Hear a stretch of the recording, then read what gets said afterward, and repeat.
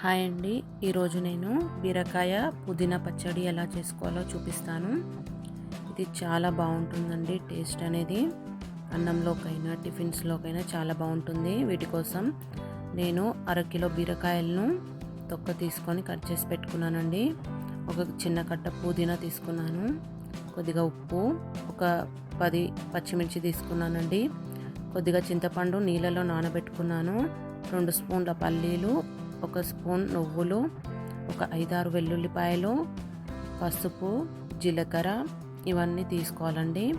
ఇప్పుడు స్టవ్ పైన ఒక ప్యాన్ పెట్టుకోండి. దాంట్లోకి 2 స్పూన్ల పల్లీలు వేసుకొని మీడియం ఫ్లేమ్లో ఉంచుకొని వేయించుకోండి. పల్లీలు కొద్దిగా వేగిన తర్వాత 1 స్పూన్ వరకు నువ్వులు వేసుకోండి. దీంట్లోనే వేసుకున్న తర్వాత వీటిని కూడా నువ్వులు చిటపటం అనే వరకు వేయించండి. ఈ విధంగా వేగితే సరిపోతుందండి. వీటిని పక్కన ఉంచుకోండి. అదే ప్యాన్లో కొంచెం నూనె వేసుకోండి. నూనె కొద్దిగా వేడెక్కిన తర్వాత 1 స్పూన్ వరకు జీలకర్ర వేయండి. జీలకర్ర చిటపటం అన్నాక పచ్చిమిర్చి వేసుకోండి. ఇలా కట్ చేసి వేయండి. మీరు తినే కారం బట్టి చూసి వేసుకోండి. ఈ పచ్చిమిర్చి అనేవి బాగా కారంగా ఉన్నాయండి. నేను ఒక 10 వరకు తీసుకున్నాను. ఇలా మూత పెట్టుకుంటే అవి మన పైన చిల్లదండి. పచ్చిమిర్చి కొద్దిగా వేగిన తర్వాత పుదీనా వేసుకోండి. ఈ పుదీనాను కూడా ఈ నూనెలో కొద్దిసేపు ఇలా ఫ్రై చేసుకోండి. ఇప్పుడు మూత పెట్టి 1 నిమిషం పాటు మగ్గిస్తున్నానండి. ఈ ఆయిల్లో పచ్చిమిర్చి పుదీనా మంచిగా వేగుతుంది. ఈ విధంగా వేగాలండి. ఇలా వేగిన తర్వాత చిన్నగా కట్ చేసి పెట్టుకున్న బీరకాయ ముక్కలు వేసుకోండి. బీరకాయను కట్ చేసేటప్పుడు ఒక్కొక్క బీరకాయను చెక్ చేసుకోండి. ఒక్కొక్కసారి చేదు ఉంటాయి బీరకాయలు అనేవి, మంచివి చూసి వేసుకోండి. ఇలా బీరకాయ ముక్కలు వేసి ఈ నూనెలో కలిసే విధంగా కలుపుకోండి. తర్వాత 1 స్పూన్ వరకు పసుపు వేసుకోండి. అలాగే రుచికి సరిపడా ఉప్పు వేయండి. నేను ఒక 2 స్పూన్ల వరకు వేసుకున్నాను. వీటన్నిటిని కూడా బాగా కలిసే విధంగా కలుపుకోండి. ఇలా బీరకాయ ముక్కలన్నింటికి మంచిగా పట్టుకోవాలండి. మనం ఉప్పు వేయడం వల్ల బీరకాయల నుంచి నీళ్ళు వచ్చి మంచిగా మగ్గుతాయి. ఇప్పుడు మూత పెట్టి మీడియం ఫ్లేమ్లో ఒక 2-3 నిమిషాలు మగ్గించండి.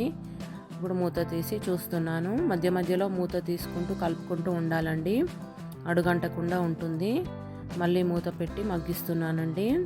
బీరకాయలు మనకు త్వరగానే ఉడికిపోతాయి. చూడండి, బాగా ఉడికిపోయినాయి. మీడియం ఫ్లేమ్లోనే చేసుకోండి.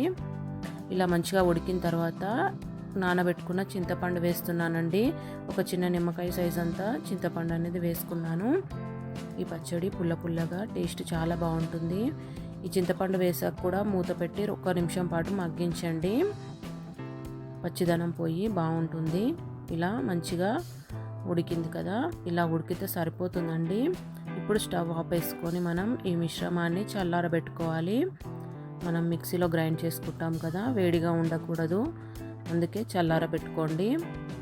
ఇది చల్లారిన తర్వాత ఒక మిక్సీ గిన్నె తీసుకొని ఫస్ట్ మనం దీంట్లో పల్లీలు నువ్వులు వేసుకోవాలండి. మనం ఇందాక వేయించుకున్నాం కదా, వీటిని ఒకసారి గ్రైండ్ చేయండి. మంచిగా గ్రైండ్ అయిన తర్వాత 5-6 వెల్లుల్లిపాయలు వేసుకోండి. ఈ వెల్లుల్లిపాయలను కూడా ఒకసారి గ్రైండ్ చేయండి. ఈ విధంగా మంచిగా గ్రైండ్ అయిన తర్వాత మనం ఇలా ఫ్రై చేసి పెట్టుకున్న బీరకాయలు ఉన్నాయి కదా, అవన్నీ వేసుకోండి. ఇవన్నీ వేసి ఒకసారి గ్రైండ్ చేయండి. ఎక్కువసేపు గ్రైండ్ చేయకూడదండి. ఇది కొద్దిగా బరకగా ఉంటేనే పచ్చడి టేస్ట్ బాగుంటుంది, మెత్తటి పేస్టులా కాకుండా. ఒకటేసారి తిప్పుకుంటే సరిపోతుందండి. ఈ విధంగా రుబ్బుకున్నాక ఒక గిన్నెలోకి వేసుకోండి. తర్వాత దీనికి మనం తాలింపు చేసుకోవాలండి. నా వీడియో నచ్చితే లైక్ చేయండి, సబ్స్క్రైబ్ చేయండి. మీరు కూడా ట్రై చేసి మీకు ఎలా వచ్చిందో కామెంట్ చేయండి. ఇలా గిన్నెలోకి వేసుకున్న తర్వాత స్టవ్ పైన ప్యాన్ పెట్టుకొని కొద్దిగా నూనె వేసుకోండి. నూనె కొద్దిగా వేడెక్కిన తర్వాత 1 స్పూన్ పచ్చిశనగపప్పు వేసుకుంటున్నాను. అలాగే ఒక 2 స్పూన్ల వరకు మినపప్పు వేసుకుంటున్నాను. తర్వాత ఒక 1/2 స్పూన్ ఆవాలు, 1/2 స్పూన్ జీలకర్ర, ఒక 2 ఎండుమిర్చీలను తుంచుకొని వేసుకున్నానండి. అలాగే కడిగి పెట్టుకున్న కరివేపాకు కూడా వేసుకున్నాను. ఈ తాలింపు అంతా మంచిగా వేయించుకోండి. పప్పులు అనేవి బాగా వేగాలి. చూడండి, ఇలా వేగింది కదా. ఈ విధంగా వేగిన తర్వాత మనం ఈ తాలింపును పచ్చడిలో వేసుకోవాలండి. ఒకసారి బాగా కలుపుకోండి. అంతేనండి, బీరకాయ పుదీనా పచ్చడి రెడీ అయిపోయింది. చాలా టేస్టీగా ఉంటుందండి. నేను చెప్పిన విధంగా ఒకసారి మీరు కూడా ట్రై చేసి చూడండి. నా వీడియోని లైక్ చేయండి, సబ్స్క్రైబ్ చేయండి, కమెంట్ కూడా చేయండి.